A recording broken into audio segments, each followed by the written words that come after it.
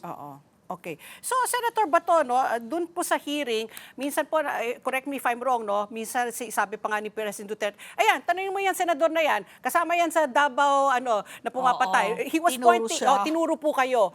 Personally po, Senator Bato, kayo ba po ay nagkaroon na po ng enkwentro sa isang drug pusher, drug killer, na napatay po ninyo? Hindi lang drug personality kundi marami na NPA, Oh. kidnapper, hold upper, carnapper. May mga ganong insidente na po. Hindi ko na ma-remember kung ilan pero kung sinabi mo na ako'y membro ng Davao Death Squad, alam mo naman na nagbibiro si Pangulong Duterte. Oh. Nung sinabi niya yun, later afterwards, yung kanyang further explanation, binabawi man niya yung sinasabi ang pulis ay Death Squad. Oo. At ako mismo.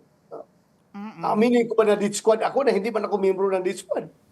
Pero nakapatay na kayo ng mga enkwentro dahil po sa mga enkwentro. Hindi lang mga drug pusher, sabi nyo nga, may mga kidnapper, may mga, sabi nyo nga, mga ibang mga klaseng kriminal, in other words.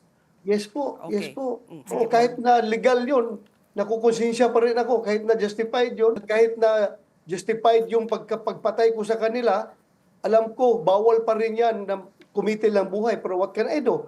Kung hindi ko sila mapatay, ako rin mapatay nila. So that's normal po. Kung trabaho mo, pulis, sundalo ka, ay talagang malaking chance na makapatay ka. Okay. Senator Bato, nung hearing, isa po sa katanungan na medyo tumatak na tila hindi nasagot ay dahil nga dito sa ang ano nun, ang parang latag nun, Senator, 'di ba? Parang yun nga merong litrato na pinakita na isa dun sa di umano'y nanlaban kasi yun ang sinasabi kasi nanlaban kaya pinatay, ano, yung libo-libo na biktima po ng EJK. At pinakita, merong marka ng mga posas, tas bali-bali na po yung mga daliri, pero nanlaban, yung isang hindi na alam mong hindi na makakahawak ng baril. So meron pong nagtanong, doon po sa libo-libo na yun na nanlaban, yung mga baril, nandyan ba yan as evidence, yung mga baril na yan, na mga nanlaban na yan? Kasi katulad nung, meron nang nahatulan ng mga pulis, I believe dun po sa kaso ni Kian de los Santos, ng planting of evidence, yung mga ganun po. Yung katanungan po na yung ebidensya ng libu-libong baril na ginamit po nitong mga nanlaban, yan po ba ay mapipresenta bilang ebidensya? Kaya nga, during the hearing, sinabi ko kagad sa chairman, kay Senator Coco Pimentel, na next hearing, we have to invite the director of the PNP Forensic Service Group para to give their side pagdating dito sa mga ebidensya na nakakalap nila doon sa crime scene. Para once and for all, masettle natin yung issue na yan. Kung talaga totoo ba na recycle yung mga baril na yan, or kung ilang insidente na ganito ang with the use of firearms, kung nandiyan pa yung number of firearms na yan, so explain natin sa kanila. Yan ang, kasi kung gusto nila ng hustisya, ako rin, gusto ko rin makamit ang hustisya. Oo. Senator, kayo po, no, bilang dati pong hepe nga ng Philippine National Police, marami ho ba talagang masasabi natin yung mga rogue cops na ginamit po itong mga loose terms, no? Kasi nga, ang presidente laging, kumbaga, ang bawi, parang hyperbole lang yan, exaggerated, patayin nyo, di ba? Yung mahilig siya sa ganun na minsan sinasabi nga nila, you don't take it seriously. Pero meron ho ba kayong personal experience rin nyo po, may mga pulis rin ho ba na sineryoso nila o they took advantage of this at talagang marami po silang pinatay para po mga sinasabi nga nila dahil yung mga informants po nila ay kakanta na kaya pinatay. Yung mga ganun po ba, marami ho bang rogue cops sa panahon po ninyo na pinansamantala po itong drug, Mga ninja cops, mga no? ninja cops na pinansamantala nitong war on drugs? Hindi man natin, hindi perpekto yung ating war on drugs.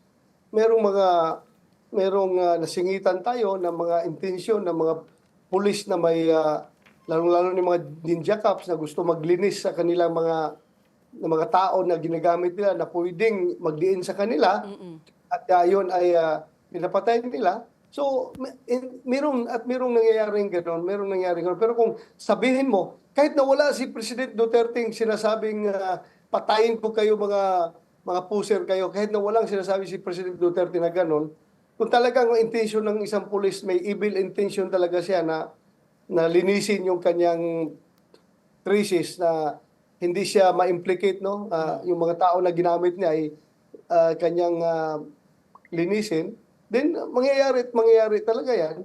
Pero kahit na sabihin ni Pangulong Duterte na patayin ninyo yan just to scare the criminals, ang purpose naman talaga niya ay para takutin yung mga kriminal na yan.